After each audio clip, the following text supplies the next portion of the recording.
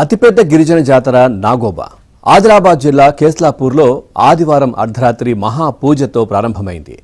ఆదివాసీ సంప్రదాయ రీతిలో సన్నాయి మోతలు, డోలు వాయిద్యాలు, దివిటీల కాంతుల మధ్య మిశ్రం వంశం పెద్దల ప్రత్యేక పూజలతో మహాక్రతువు వైభవంగా సాగింది.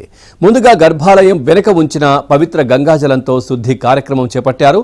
అర్ధరాత్రి ఇలవేల్పు శేషసాయికి అభిషేకాలంతో మహాపూజలోని ప్రధాన ఘట్టం ముగిసింది. తర్వాత పవిత్ర గంగాజలాన్ని ఆలయ ఆవరణలో వేచి ఉన్న భక్తులపై చల్లడంతో గర్భాలయంలోని నాగదేవత దర్శనం ప్రారంభమైంది.